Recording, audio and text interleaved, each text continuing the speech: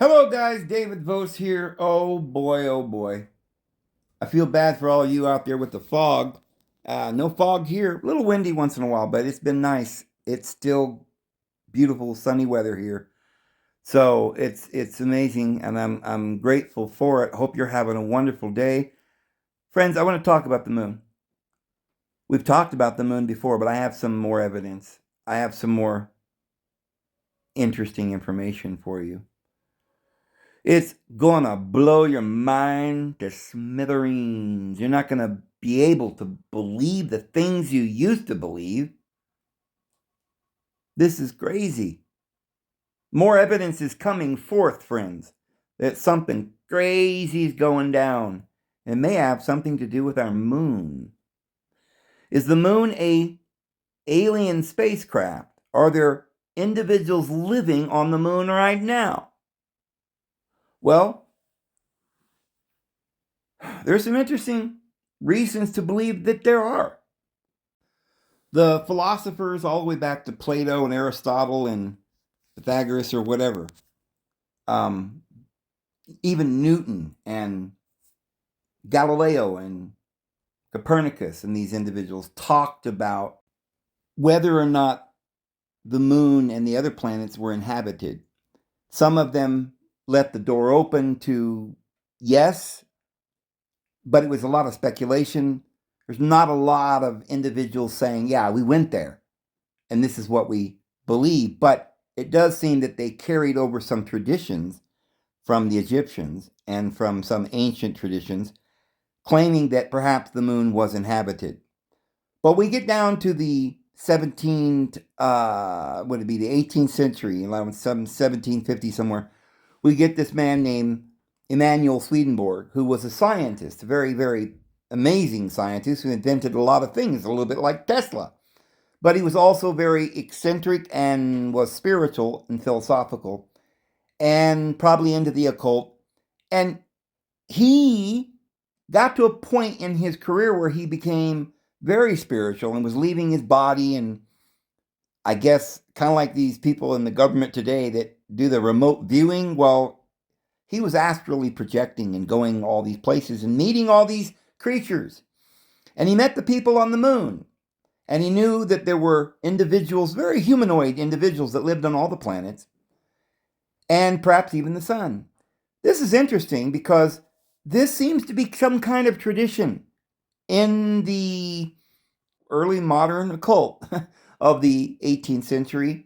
We have also the prophet Joseph Smith, who, if that man told you he went out of body and ascended to heaven and stood on the doorpost of his pearly gate, I would believe him. And the thing about what Joseph Smith said about the moon is so fascinating. But one thing we don't know for absolute certainty. Did Joseph Smith even say it? Because there is speculation that it was an interpolation in his writings. But whoever wrote it, they were connected to those early days of Mormonism where it wasn't actually even Mormonism. It was the teachings of a prophet named Joseph Smith, who had no connections to Masonic York rites and was not a polygamist and believed wholeheartedly in the scriptures of all the nations. He definitely was involved in the occult, which just means the hidden, and was not of the Illuminati, because it was the Illuminati and the York Rite that came down with Brigham Young that murdered him. But he seems to be of the group that was with maybe the George Washington group. There were some Smiths, which his name is Smith, Joseph Smith. His father was a Smith. There was a Smith that ran Yale University and another Smith that signed the original Continental Constitution. They were the ones who were apparently Knights Templars from the French connection, the people that gave us the Statue of Liberty, fraternity and liberty. And this goes back to Marseille, France, where Mary Magdalene wore the Liberty cap. Tartarians. But it seems to have been infiltrated by the Illuminati organization. They created their Illuminati organization, the Bavarian Illuminati in Bavaria, in 1776. It seems that they were trying to counter the other group here in America that in 1776 were making the Constitution of Liberty, Justice, and Freedom for All. Well, they came over with the York Rite, invented 33 degrees in order to entrap all of the world into this false, dark occult. And they murdered Joseph Smith, the last of these prophets. And if there were others up to that point, they were probably all murdered there by Governor Boggs of Missouri when they ran them out and murdered every last one of them. So imagine the United States full of all these people fleeing from persecution, getting out of France because of these Goths coming and moving them from Britain to the Isle of Man, and from there, from Scotland to Nova Scotia and to Plymouth Rock here in America. Now, there were thousands of them coming over in boats. They continued to come over in boats to the great America, where they would build the New Jerusalem, and their prophet was Joseph Smith. They had nothing to do with modern Mormons today.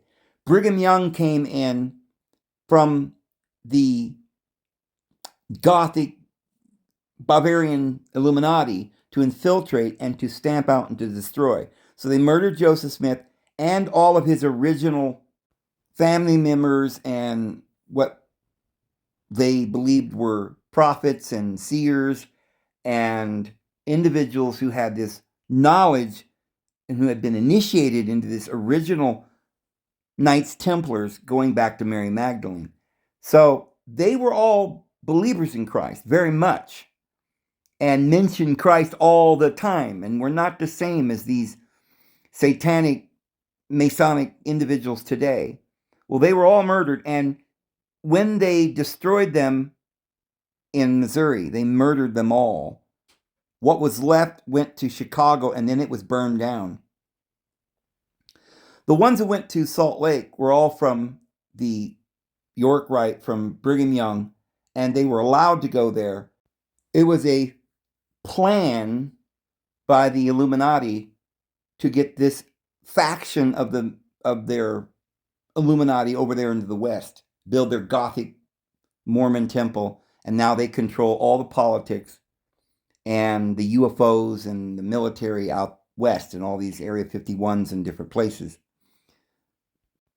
But they were all coming from England and all around the world. They sent missionaries over to Europe in the early 1800s, and they were all coming to see the great prophet in America to rebuild the New Jerusalem. This was a big movement, and they murdered thousands and thousands of people all across the plains from New York all the way to the Rocky Mountains. This was just very similar to the Inquisitions in Europe, only this was, I would say, the third one. Once the children of the Lord got to America, they came behind them and another Inquisition. And this time they stamped out every one of them. The Mormon Church today has no recollection of anything that came from Joseph Smith. Everything that was good and wonderful that he was talking about, which is stuff that we're learning now, that how would he even known? The Mormons today don't even know about. So one of the things that Joseph Smith said, allegedly, unless this has been an interpolation since then, is that there were people on the moon. Joseph taught, inhabitants of the moon are more of a uniform size than the inhabitants of the earth. Being about 6 feet in height, they dress very much like the Quaker style and are quite general in style or in the one fashion of dress. They live to be very old, coming generally near 1,000 years old. But we have traditions of the moon being inhabited for many centuries, and the ancient Greeks talked about a time when the earth existed and the moon did not. So I went to the Goggle Brothers to look that up. If you look up on the Goggle Brothers and you just write Arcadians before the moon created, And AI will tell you, yes, according to some ancient writers, the Arcadians were created before the moon. I always think of the Arcadian or the Arcadian rhythms in your body that might be controlled by the moon. Anyway, Theodorus reported that the Arcadians existed before the moon appeared. Well, another interesting thing is that the Arcadians seem to be the root of the word Canadian. I know, it sounds like I'm making that up, but look it up. Because there was a group of ancient Greeks that originally settled Canada, from what you can gather with your history lessons. And so they were French. So they had to have come over from France and Italy, where this original Arcadia was. And they, of course, that's French Canadian. And there were some French oui down in Louisiana. And they call them Cajuns. Well, Cajuns is how they would pronounce Canadians or Arcadians. So they have this legend going back to Arcadia from the original people that were here in America. But it says that reported that the Arcadians existed before the moon appeared, and that Hercules fought the Gigantes after the moon's appearance. Well, Hercules fought the Gigantes. I don't know, we've said that Hercules could be Samson. Well, it could also be that Samson is a story of Hercules, sort of a repeated story, and Hercules could have been, since he's fighting the Gigantes, it could have been what we talk about in our Bible with the Nephilim or the giants. And this war of the giants, and the giants had 6 fingers and 6 toes. It appears that they are before the flood. So when did the flood occur? We're going to find out from various methods that the flood occurred 12,000 years ago. And this is a cycle, a great big cycle. And so the earth goes around, or the whole, solar astrological signs go around every 24,000 years. And so every 12,000 years, something flips or something. And this has to do with these yugas that we've talked about and ages. And there are varying yugas and ages going up to billions and trillions of years. But the one last great cataclysm would mean when the everything's going up, but now it's going down. Cataclysm or cycle. The last down cycle would have been 12,000 years ago. Now, I was raised Jehovah's Witness, and we were taught from the time I was little that the flood occurred because there was a great big water canopy over the earth. And, of course, they think that it was about 6,000 years ago. I have determined from biblical chronology, as well as all these ancient symbols and mythologies, that it was actually 12,000 years ago. Back, because each of the ages or houses in the wheel are 2,000 years. We've come 2,000 years since Christ. But that was one age. Then there were 3 ages before Christ, from Capricorn, Aquarius, and Pisces, which would be 6,000 years. And the flood occurred at the winter solstice, which would be the beginning of Satan or Saturn, Noah's son Ham, and the lineage of his priesthood, carrying on the teachings of his mother Naamah back to Cain. So the great flood happened 12,000 years ago. And so this is what we were taught as Jehovah's Witnesses, which they were enmeshed in some occult teachings, masonic teachings that Charles Russell used to teach. Jehovah's Witnesses, still they've never claimed that this was no longer true, right? They never changed this. They just stopped talking about it.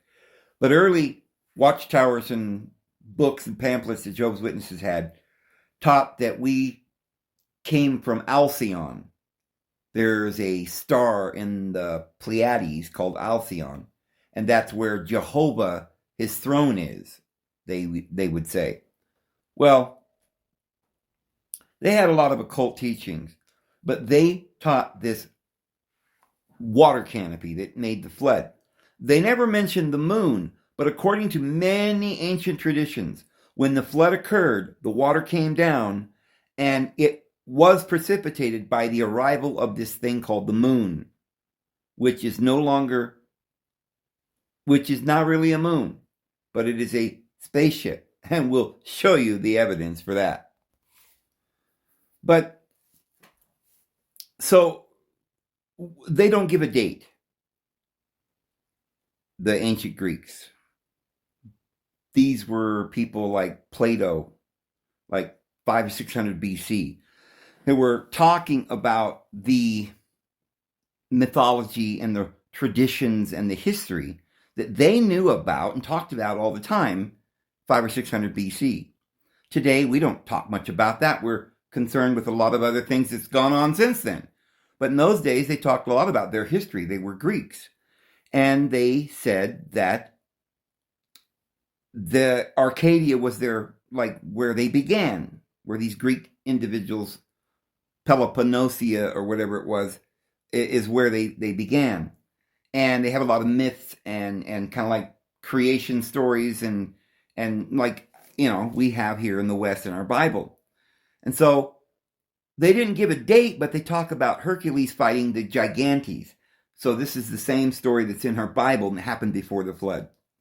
So it says Apollonius of Rhodes, Statius, and Lucian all reference the idea that the Arcadians were older than the moon.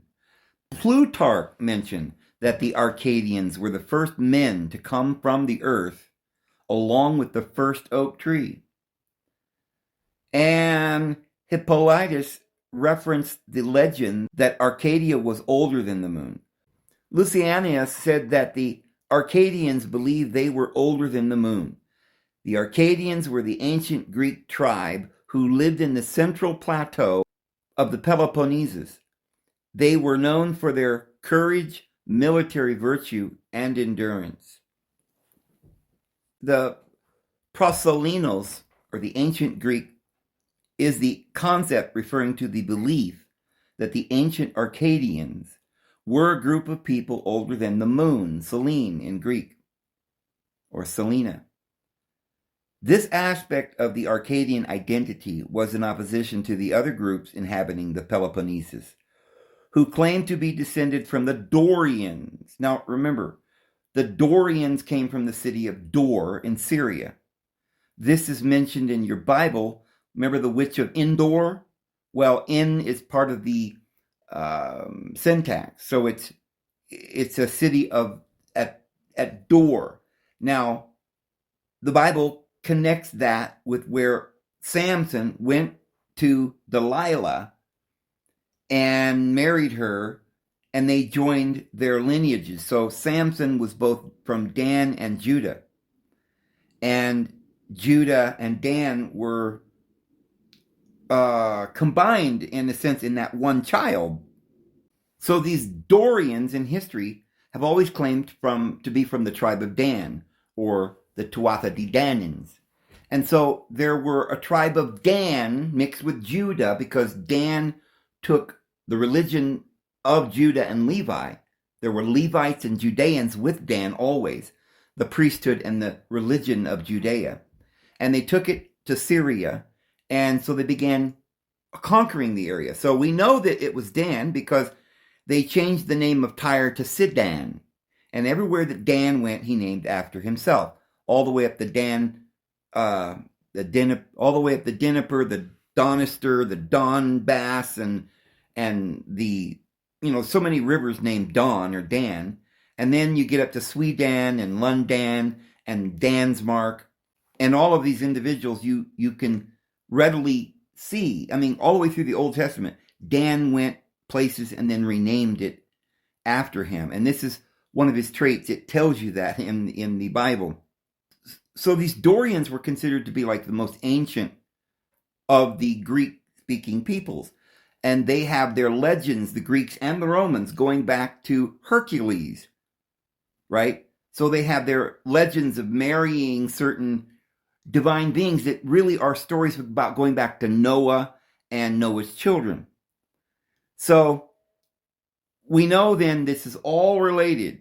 These Dorians trace their lineage through Hercules, through the line of Judah, back to the line of Noah, and therefore before the flood.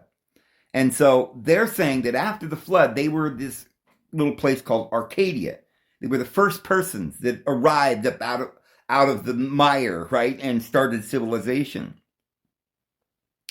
There were some other exceptions, such as the Elians, who were thought to descend from Aetolia, the Cyrenians, who adapted Dorian elements into their local identity, and the Achaeans, who were thought to have relocated to the northern Peloponnesia following the Dorian invasion. The antiquity of the Arcadians was also shown in their mystical ancestry, claiming that they descended from the Pelasgus, who sprung from the earth to become their ancestor, and whose son was Lycaon, the grandfather of the religious eponymous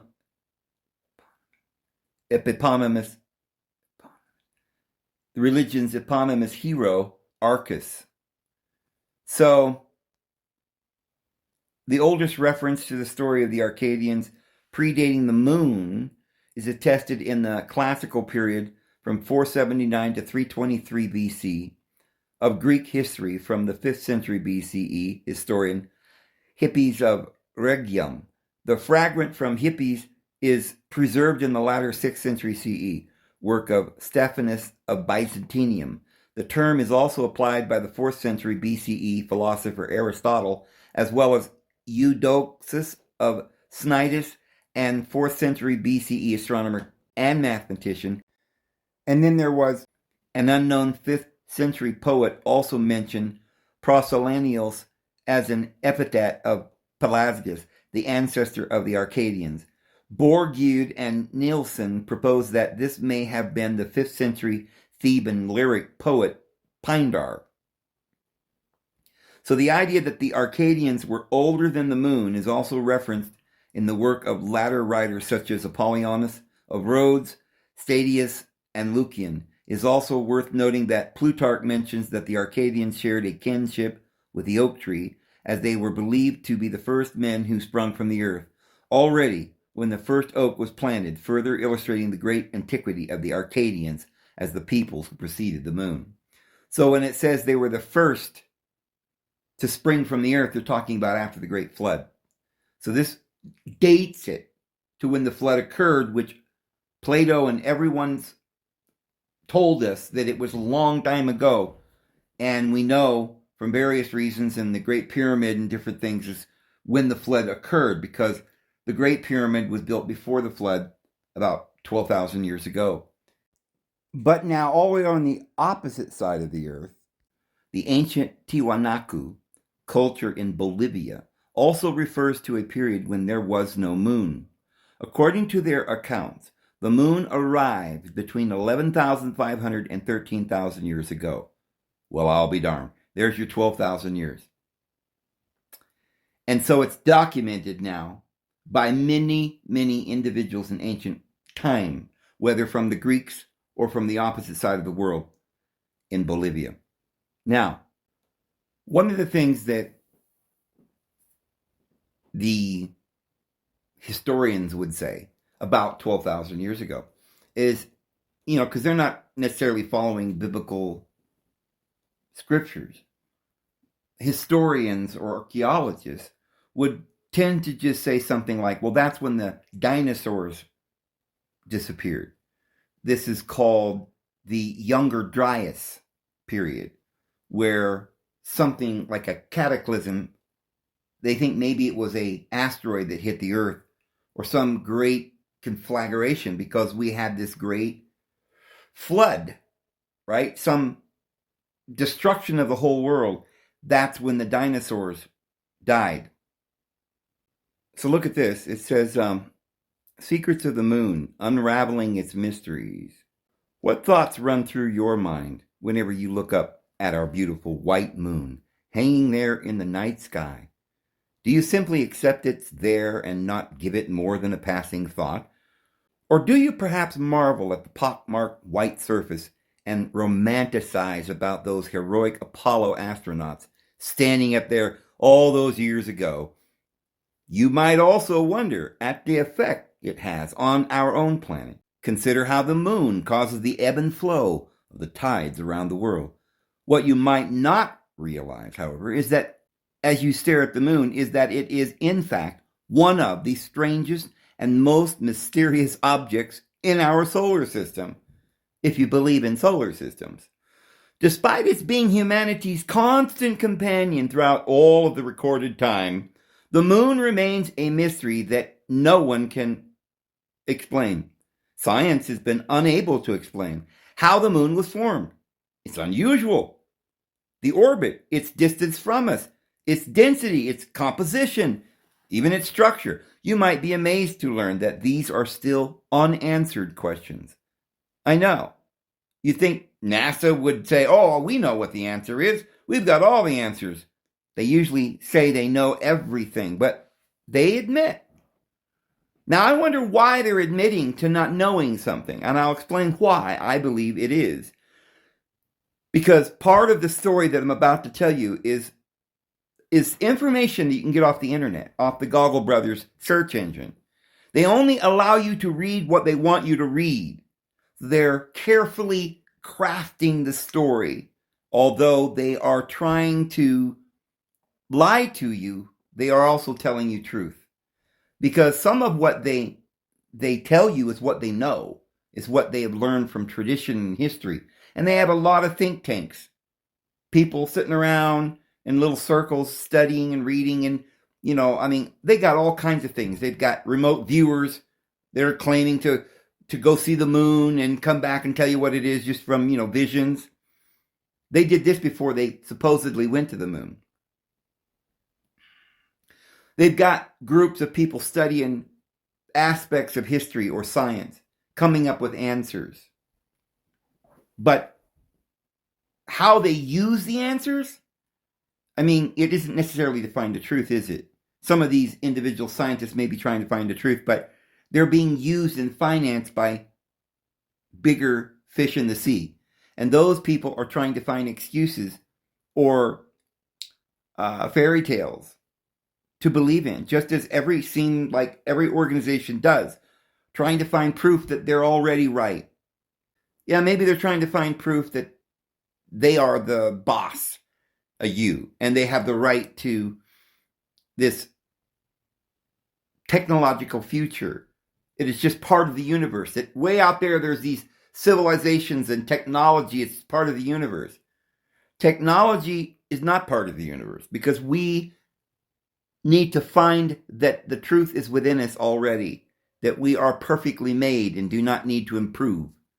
It's interesting because you go out into the wild and you say, well, what's going on with humans?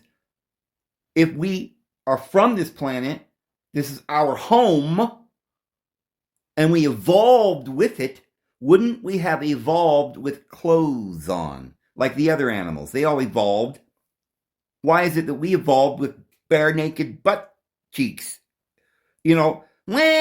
Screaming and crying. We can't even take care of ourselves. Our parents have to take care of us for 18 years. This is unheard of. We don't have a way to survive. Whereas other animals like giraffes just pop out of their womb walking around. And other little chickens pop out of the egg and just start running around eating little specks of bugs and seeds, and they practically can survive. Well, they might need their mother's warmth for a little while. But it's just a few days or weeks and bam, they're up running around,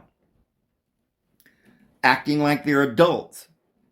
But there's something different about humans. It's almost as if we were never part of this world. We were never supposed to be here. But then if you believe in this guy named David Vose, who's telling you that we were definitely put here on purpose, that this is a classroom, that the tree of the knowledge of good and evil was for our education, and that we were the crowning creation, that we hadn't got our white robes yet because we needed a maze, a place to learn.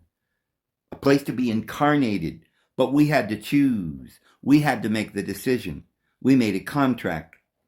We said, do with us whatever you wish. It's a marriage covenant.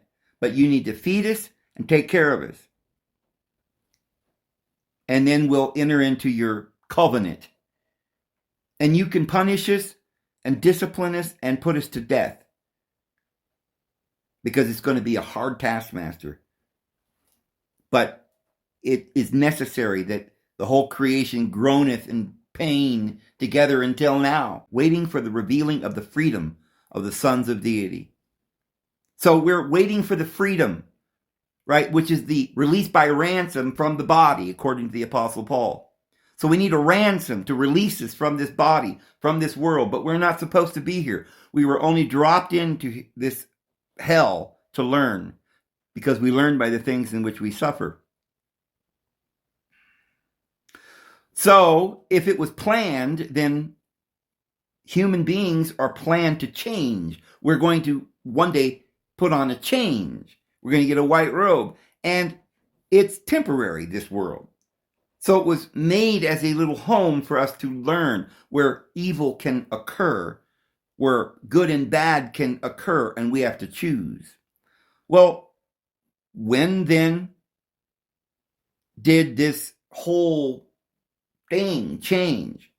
And now it's called our world, this earth, this heavens.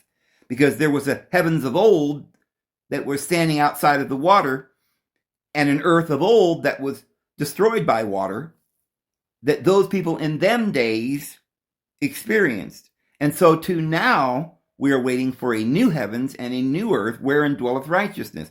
So these earths and heavens can just simply go along, and one day they just collapse. The stars of heaven will fall, the mountains will crumble around them, the waves of the sea shall rage out, foaming out their shame, and men's hearts shall be failing them for fear, for the end of the cataclysm, or the end of the age, where there will be a new heavens and a new earth wherein dwelleth righteousness. So, what about the moon? Why was it that the moon was established only after the flood? Well, something changed, and there was a boat that they all had to get in, and all the animals. Have you ever wondered if it's not a ship? Because it was a new heavens and a new earth. It was a different place. We don't really know what's going on. But it certainly is part of the game, because we go all the way around this wheel. And each house is a graduation. So it seems like the house was built in some particular way from the beginning of the flood by Noah, who was Anu, or the Heavenly Father, a divine being who saved the Ogdog, according to the Egyptians, the divine eight. And they were the immortal ones from before the flood. And so after the flood, men reverenced them, and they lived in this mountaintop city that ruled over the world at the top of Mount Ararat, or the earth, the Earths. Ararat means earth. That's literally what it means. And the top of earth is the pinnacle at the summer solstice, where the deities live, evidently through a portal they call Polaris. But let's figure out what all these symbols mean. The Zulu tribe in Africa is a very interesting story, as we said. But our scientists cannot decide how the moon came into being, because there are some interesting facts about the moon that most people aren't aware of. They don't talk about these facts because it doesn't promote anything in their little story. And perhaps they're trying to hide what the moon is from us. Now, I am going to read here from this article that I found on the web, because it seems to be something that's going around. This word for word, what I'm about to read, is on several channels, and people are, it's like this kind of a conspiracy theory, or I think it's being hatched by some conspiracy makers, like they did the flat earth and different things. And it's kind of going around now, and it's going to be something that people will add to all this drone situation, fog, World War III, and all that's about to happen, and the disclosure. It's kind of like the David Icke conspiracy theories where he's been doing some videos about the moon, that it's a spaceship, and he talks about the reptilians, and so there's a little of that in here. So I'm going to read just a little bit of this. Have you ever considered exactly what the moon is? How it got there? We are taught that the moon existed forever, but there is a controversy surrounding this claim because scientists cannot agree on how the moon was formed in the first place. The first theory regarding the moon's connection to the Earth is the capture theory, which suggests that the moon was simply floating along an empty space, drifting near the Earth, and was pulled into orbit. Whilst it sounds plausible enough, this scenario is in reality almost impossible. Another explanation is the accretion theory, proposing that the moon and Earth formed from dust clouds in the early solar system. However, when systems form through accretion, they share similar traits. So if the moon was formed in this manner, it would have an iron core like the Earth, would spin on its axis like the Earth. The moon has neither of these characteristics. See, we always see one side of the moon. It doesn't spin. The fission hypotheses gained popularity for a while, suggesting that the early Earth was spinning so fast that a rock in the Pacific Ocean was flung into space, forming the moon. However, we later discovered that moon rock is much older than the ocean's bottom, making this explanation unlikely. But let me put a kink in your pipe right here. If you believe that they know how old the rocks on the moon are, you would have to believe that they have been to the moon, that our scientists have been there. Now, I'm not thinking that, the moon is too far away, they couldn't possibly get there. I would say that it is possible. You say, yeah, but the radiation, Dave, will burn them up. Well, that's according to them. I don't even know if there's any radiation out there. This is just something they're telling us. We like to pick and choose what they tell us and believe what we like. And so people who believe the Earth is flat, and they say, oh, yeah, we don't believe anything NASA says, but NASA says there's a big radiation belt, the Van Allen belt, we couldn't get through that, we'd burn up, so therefore it can't be true. Well, why are you believing that there's a Van Allen belt?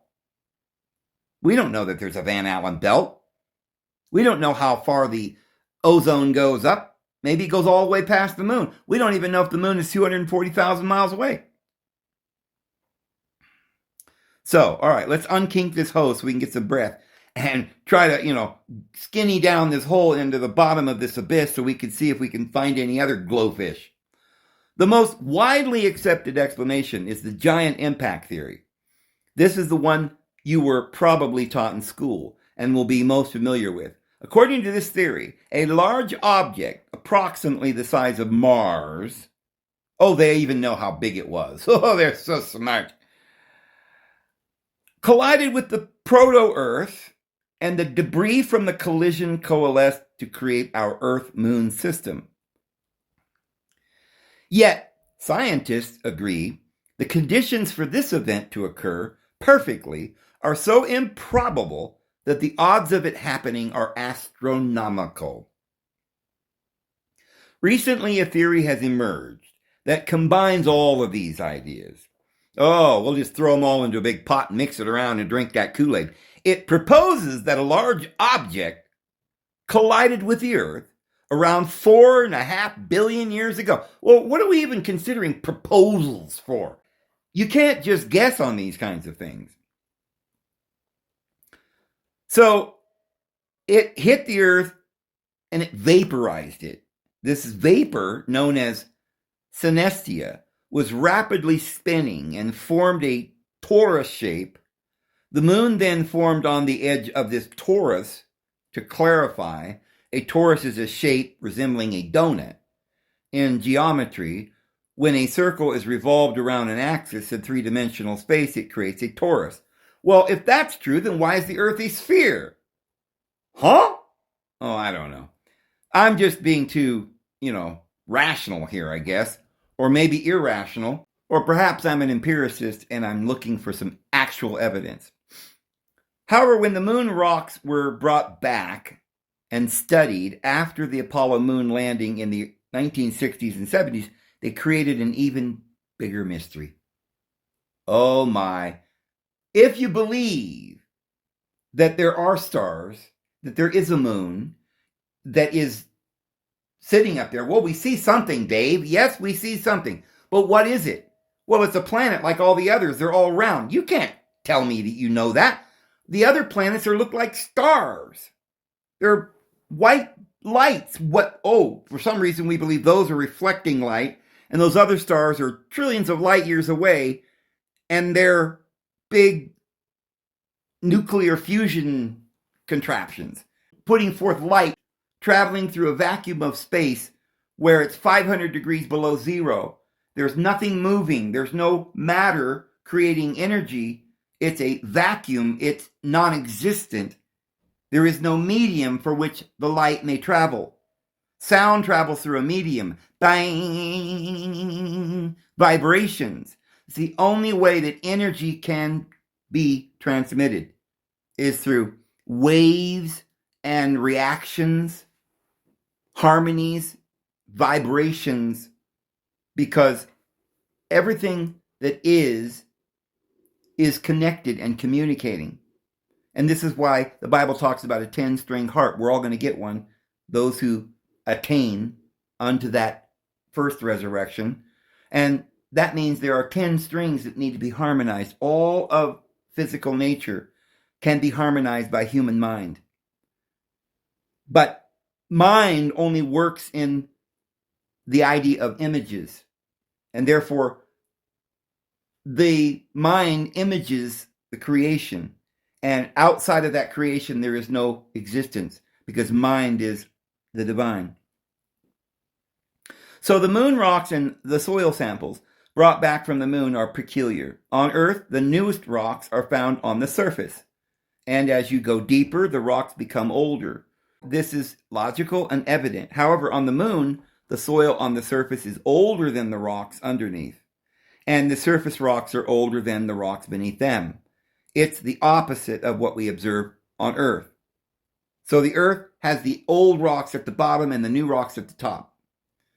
The moon has the old rocks on the top.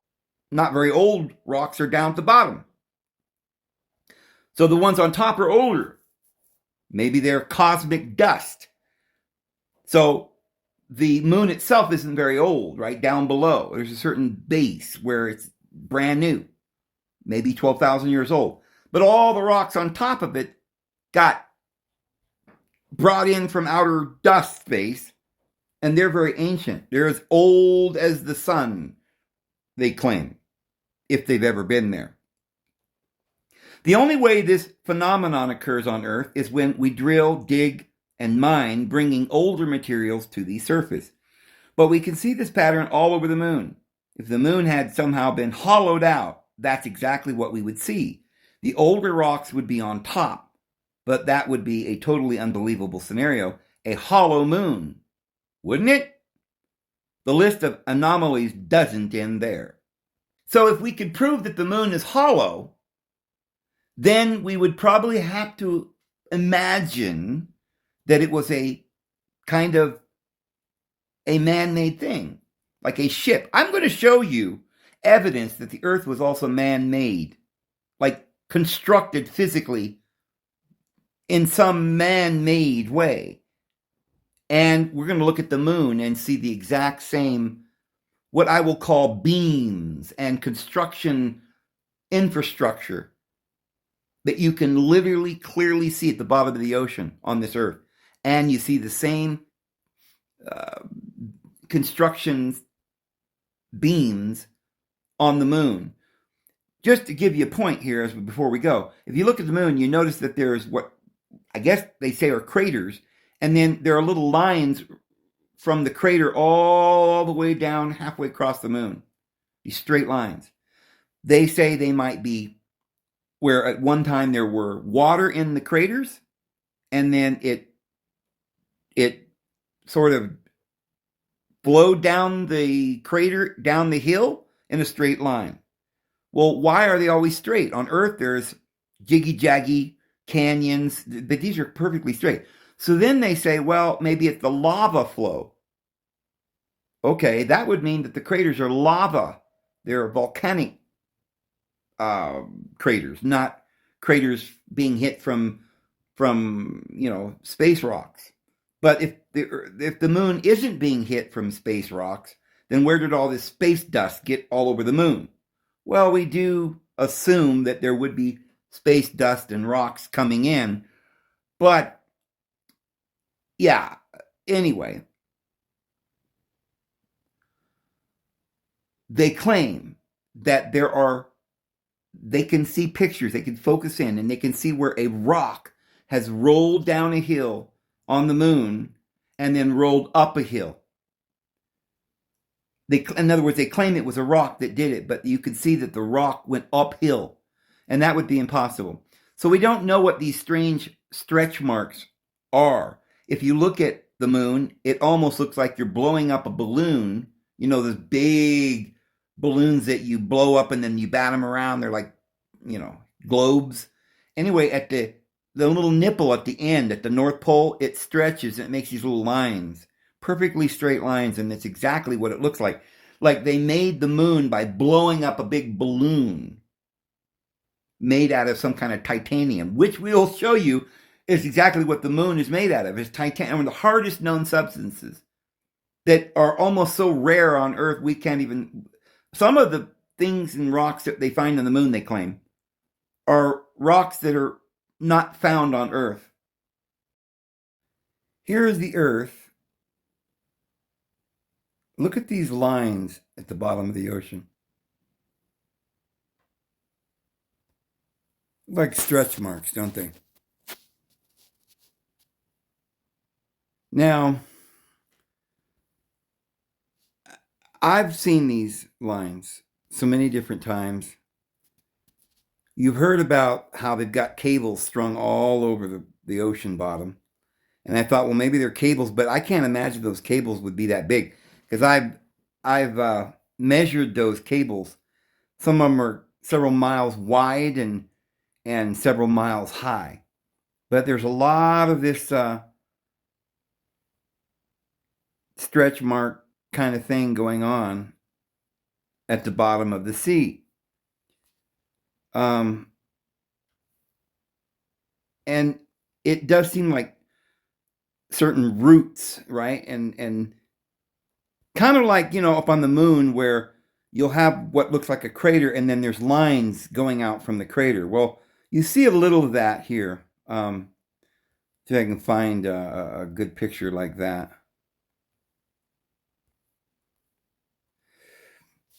Well, notice that in between these two continents and the two hemispheres, in the middle, in the same kind of, with the same shape, that it looks like it's got to be some natural phenomenon, you've got this crack all the way up and then this rigidness all the way across.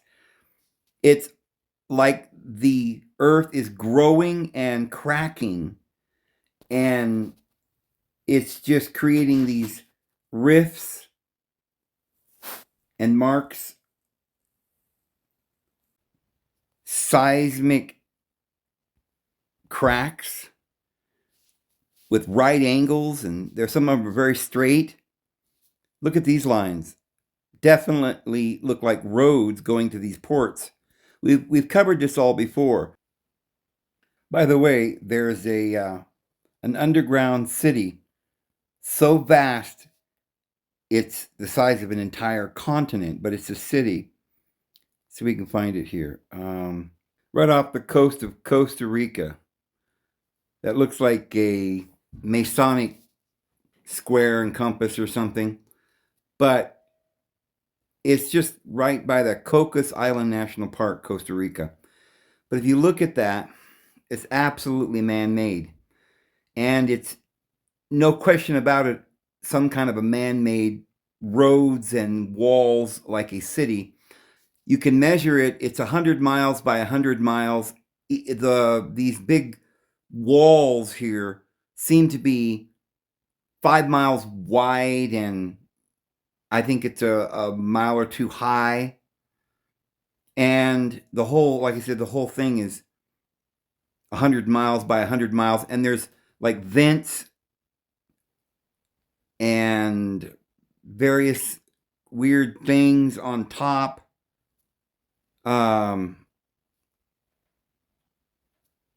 Strange goings on down here.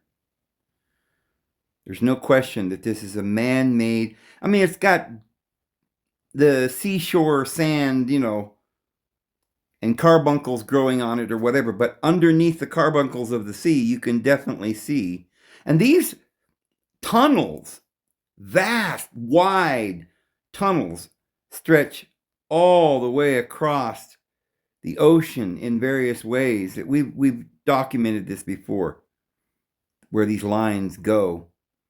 We've got bases off the coast of America, Australia, and different places. Anyway, that's not the video we're doing today.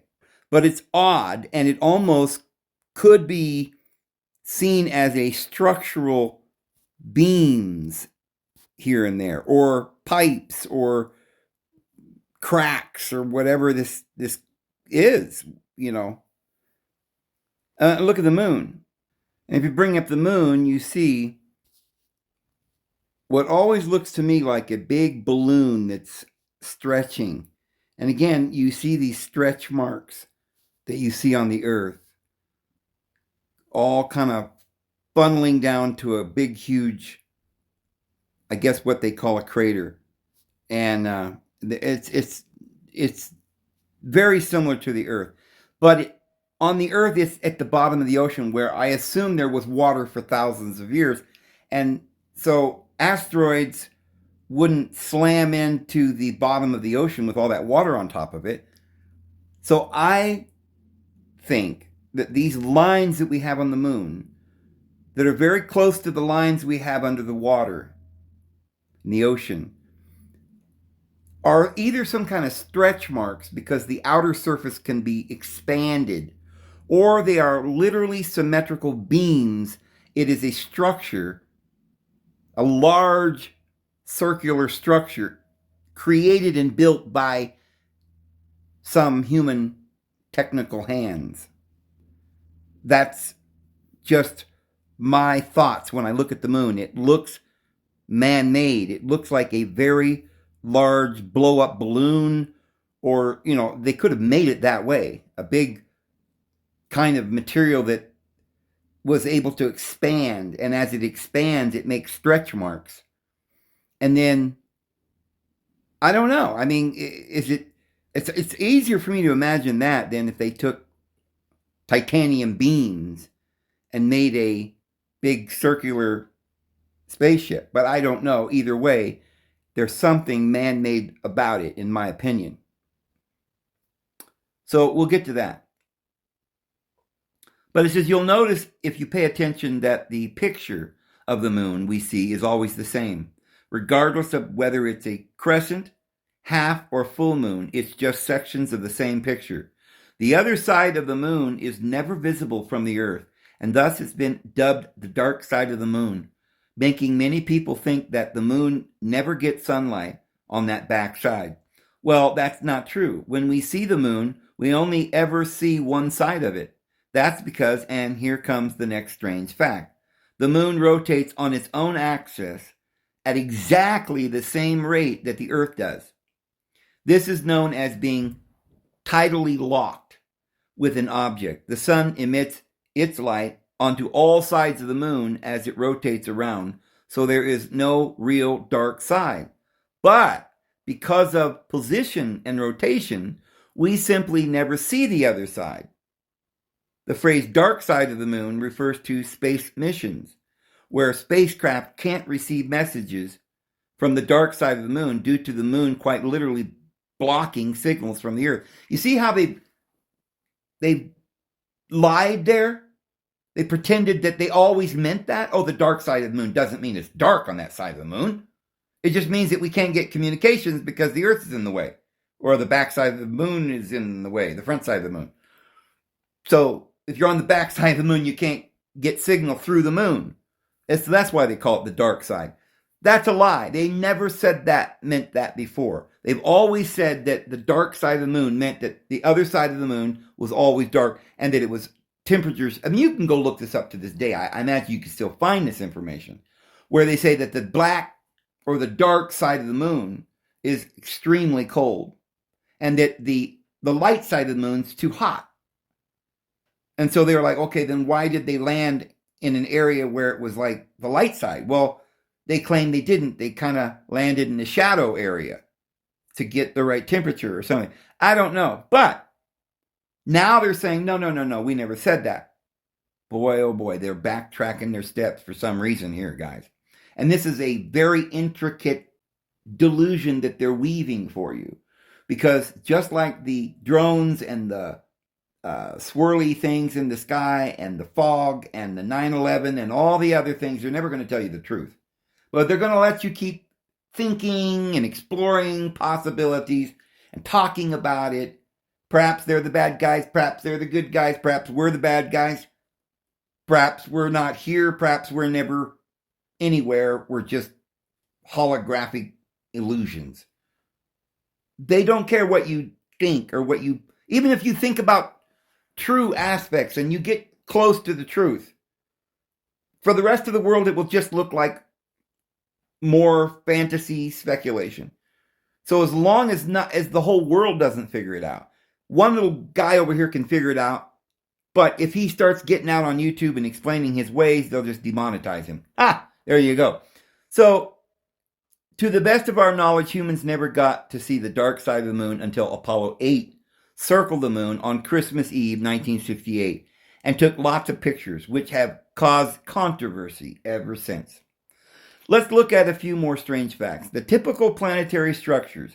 Denser materials are found towards the core, while lighter materials are nearer the surface.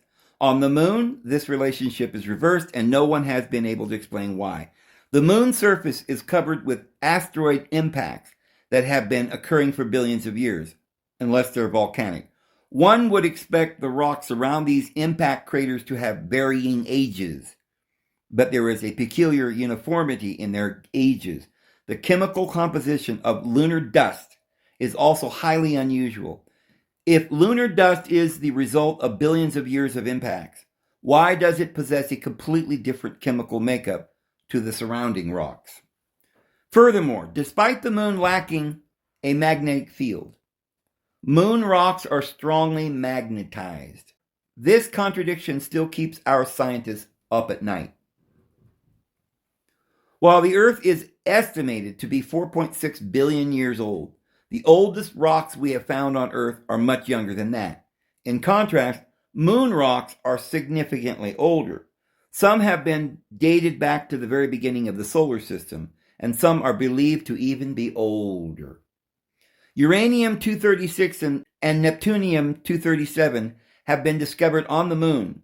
This is significant because these radioactive elements do not occur naturally. On Earth, we can only find these isotopes if we create them. Chromium and zirconium. You ever seen a zirconium ring? It's fake, but it's as strong as diamonds. Which are rare on Earth, are abundantly present on the moon, and the Earth and the moon were formed together. So if the Earth and the moon were formed together, why is there such a significant difference? Additionally, these metals happen to be some of the strongest materials known to exist, and they are highly resistant to corrosion. If you wanted to reinforce a structure, these metals would be the ideal choice. So what they're telling you is that the moon is made out of synthetic metal, the hardest known metal that we have knowledge of, which would lend credit to the idea that the moon is artificial. But if we could prove that the moon is hollow, we pretty much have that cinched. And friends, we can prove that, at least if you believe that some of our scientists have been to the moon, or maybe the devil went there and told them about it. But if this fact is true, what they're telling us, then the moon is hollow. And if you add that to all the traditions like of Arcadia and the Zulu Africans, and there's more, the Tuanca, native peoples in Bolivia, and others, then we've got a story.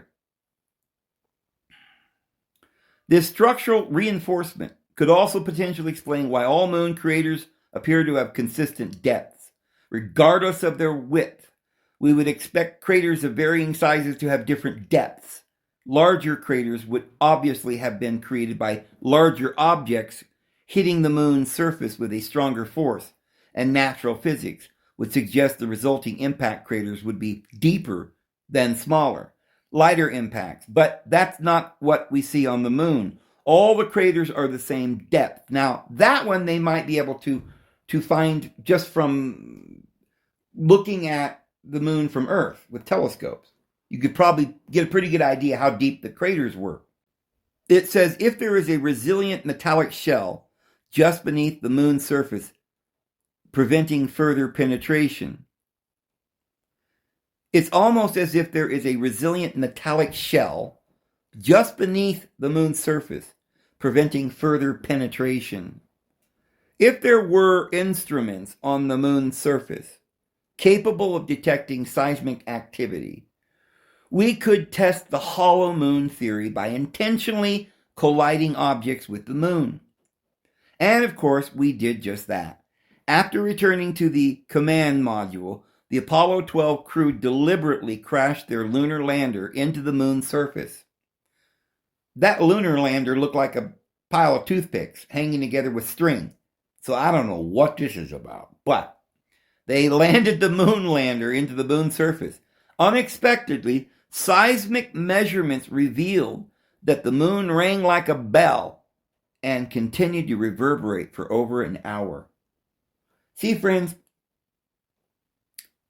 first of all, like I said, the lunar lander didn't look heavy enough to ring anybody's bell. And it looked like if it had landed hard, it would have collapsed. So I don't know why I can agree with this or believe this. Secondly, I don't believe the lunar lander went to the moon. I don't think they ever went to the moon. They could have gone to the moon, but certainly what the pictures they're showing us are not true. Now, if they went to the moon, but they're not showing us, not only that, they're not showing us what the Earth looks like when you're up in space looking back. And I've always thought maybe it's because there are a lot of UFO type ships running around in the sky and, taking off from the moon. I've seen pictures where people were using cheap telescopes focused on the moon, and you could see little ships coming and going from the moon. I don't know if it was CGI or what. But the other thing is, if they did hit the moon unexpectedly with something heavy enough to make it go bing, it would seem like you would have to have known beforehand that was going to happen in order to get all the gear ready to register the seismic bing. Do they have a seismographic computer on board the solar toothpick flying tumbling weed that landed, the lunar landing? Did NASA have the ability with gauges, not only distance and altitude and speed, but they got this little Geiger gauge over here that immediately picked up the bell sound? It doesn't sound logical to me. And if this story's going around, and by the way, I've seen other people repeating this story, then it could be simply our scientists creating conspiracy theories about the moon because they want you to believe that there are aliens on the moon. However, I have strong reason to believe that there are aliens or people that live on the moon. I have strong reasons to believe that, as well as the Mars. We do have some indication in Sumerian tablets and so forth that maybe the planet Mars was inhabited, but it could be improper interpretation as well.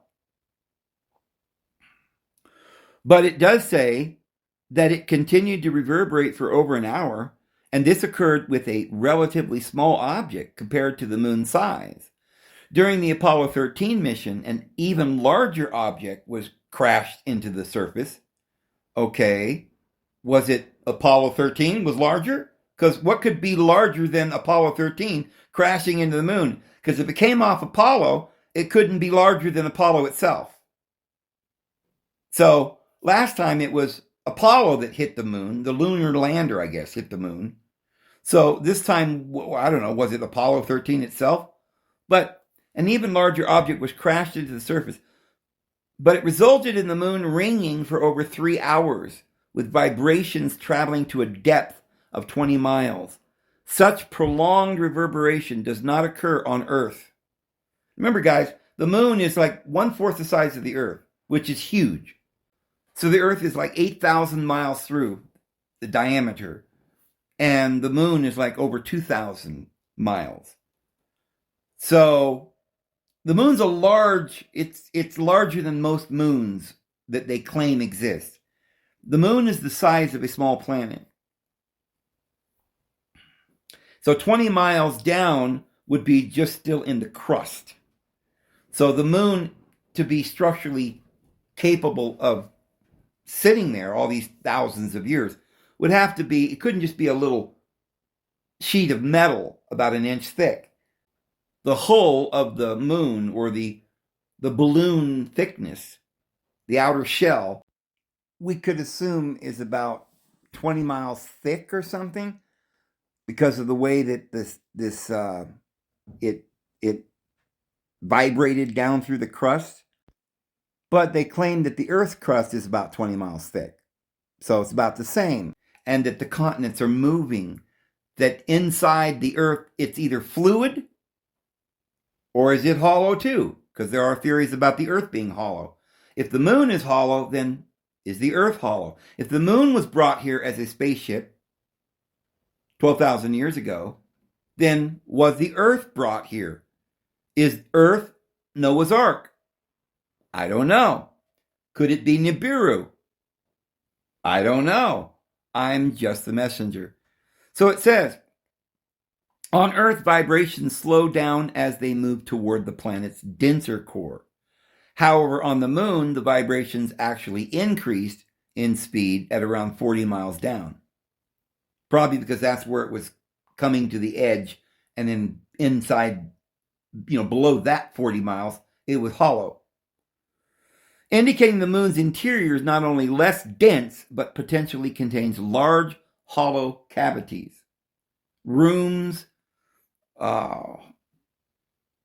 maybe there are hallways and courtyards and space to live and dwell in there. Maybe there's a computer inside there. Controls, maybe they can drive that thing out of there. Or keep it in a certain orbit by some propulsion. The moon's density poses a challenge in terms of explanation. Despite being approximately 1/4 of the size of the Earth, the moon is only around 1% of the Earth's density. Okay, so it's 1/4 of the size of the Earth, but it's only 1% of the Earth's density. So it weighs about 1% of the weight that the Earth would weigh, meaning that, especially since they say that the top of the moon is got really heavy rocks, it would tend to make you think that the only explanation, if they're telling you the truth, is that the inside of the moon is hollow.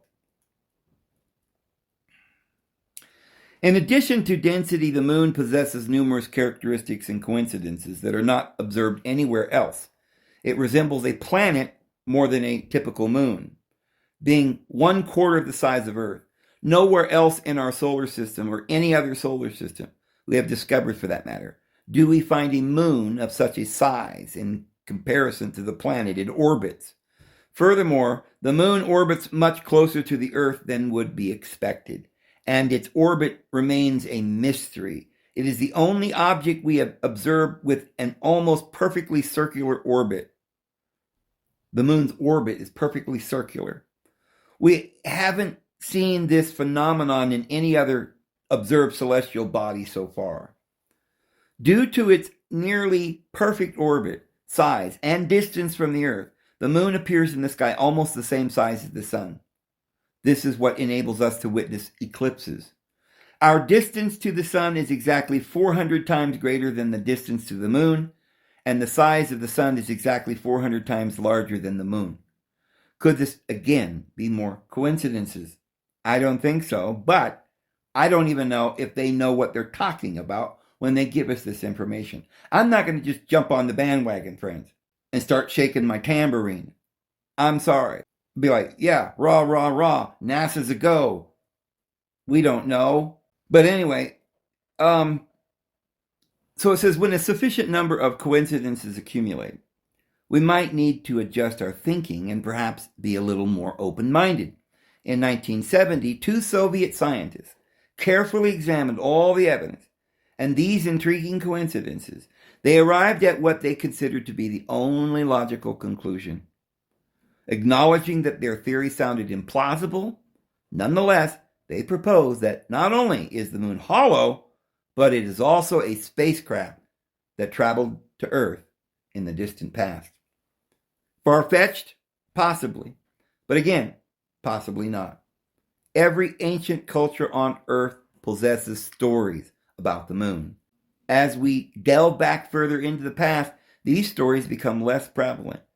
We trace back far enough, we encounter narratives that depict a time before the moon's arrival.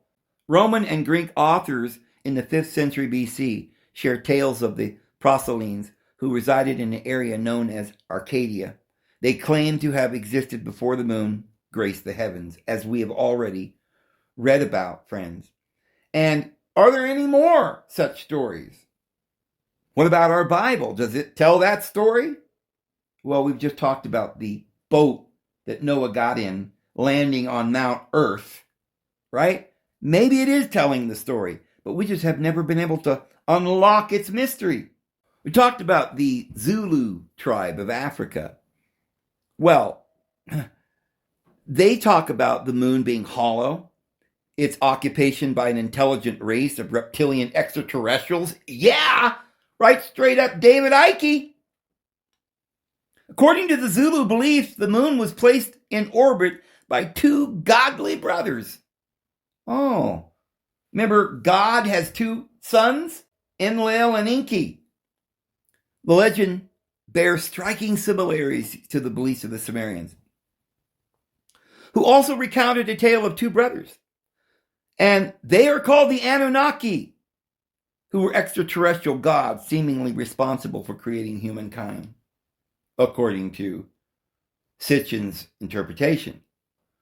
The Zulu people also believe that before the moon's arrival, Earth had a vastly different climate, was devoid of seasons, was covered by a thick blanket of water vapor.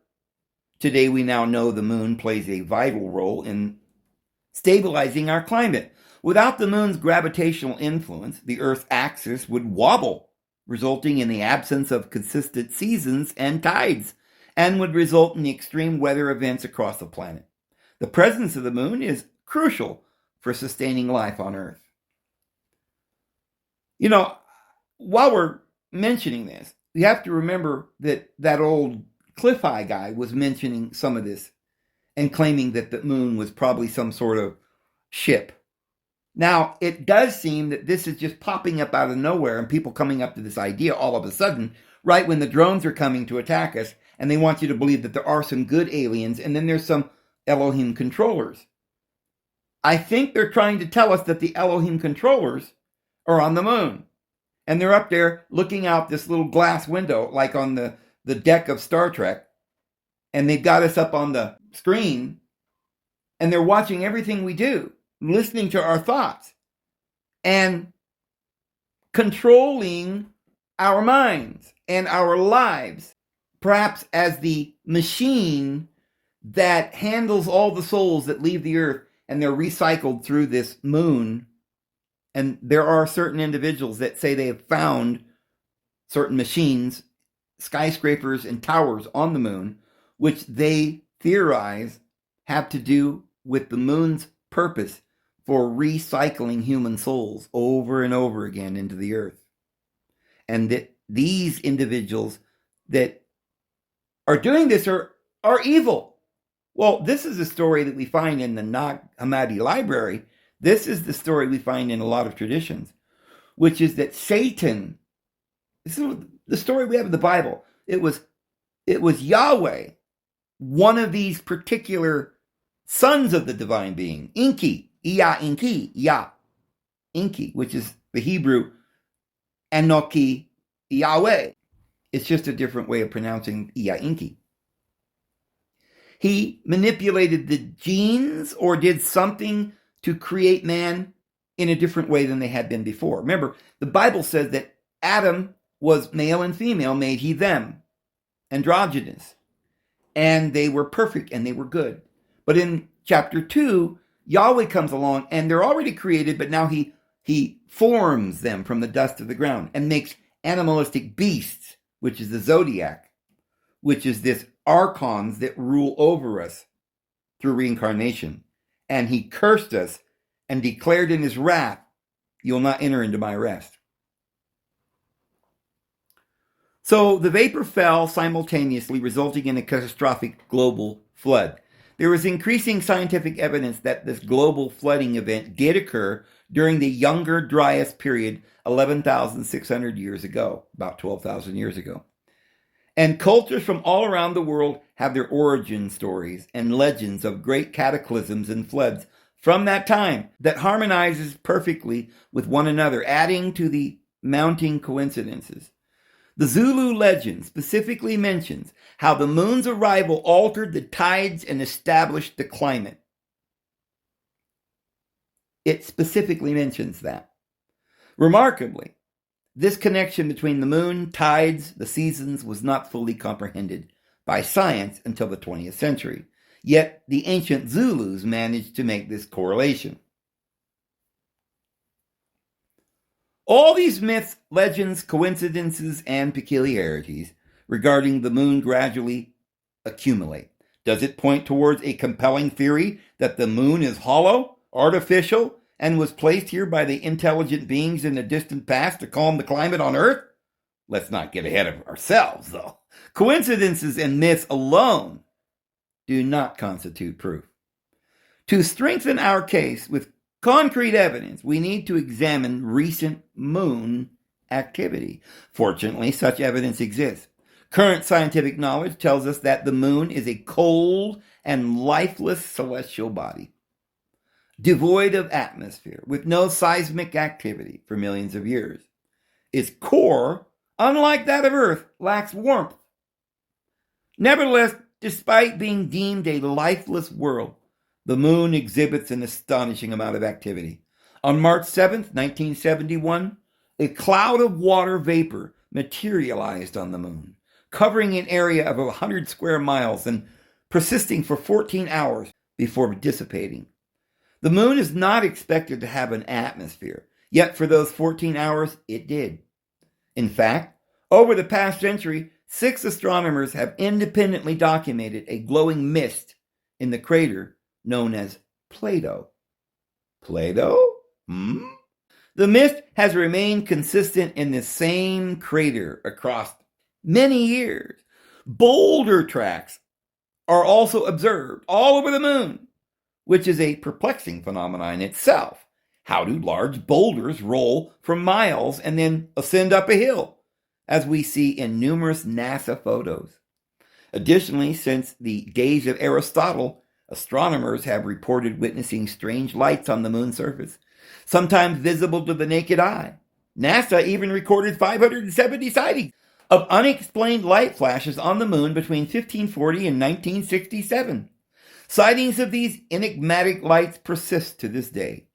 And in 1992, the Aristarchus crater was photographed, revealing a luminous blue light, now referred to as the blue gem.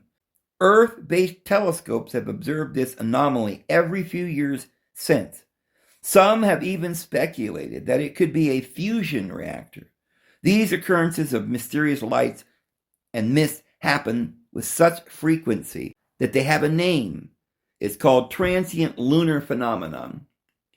And things continue to get even stranger. Numerous photographs exist which depict what appear to be artificial objects on the moon's surface, towering structures reaching several miles high, symmetrical pyramids, and other peculiar formations. These images have been captured over the years by NASA, astronomers, probes, and even astronauts themselves. Yet for me, the most significant anomaly still remains. If we had the technology to get men across 238,855 miles of space through the deadly Van Allen radiation belt and land them safely on the moon at our first try in the 1960s, why, with all the advances in technology since then, haven't we returned to the moon? So, friends, for the answer to this question, we're going to have to do another video. I'm just way over today. We'll make this 2 parts because we've gone deep. We've gathered as much evidence as we can for one side of the story. A lot of this evidence is being provided for us by the Bavarians, the Sitchins, and their interpretation of the Zulu tribe and the Tiahuanaca and the in Bolivia and so forth. But even in our Bible and the Sumerian tablets, there's a lot of people that believe that some alien race came here and seeded us or created us, and they're keeping us in prison. Some have thought that the Earth is a prison planet. You see, you might know already where I'm going with this, that we're getting a lot of this information. It's being set up for us by conspirators. They do want you to believe the Earth is a spaceship. They do want you to believe there are aliens up there. They're controlling you. They want you to hate them. And they are introducing these theories like flat Earth and so forth to mankind because they're about to tell us some crazy things, friends. We need to understand this before they unleash all these crazy ideas on us. But I guarantee whatever they're going to tell you, it's not going to have anything to do with Jesus at all. It's going to boil down to this.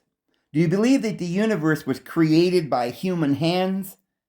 That somehow our Earth could be manufactured? That this is a prison planet? Then you start going into the Draco constellation and the confederation of the planets and all the aliens that are out there and stuff, and I don't believe in any of that.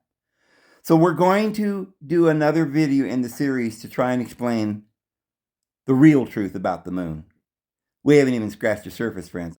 But I'm going to go ahead and go. Hope you have a wonderful evening. The Lord will bless you. That I guarantee. And we'll see you tomorrow. Have a good one.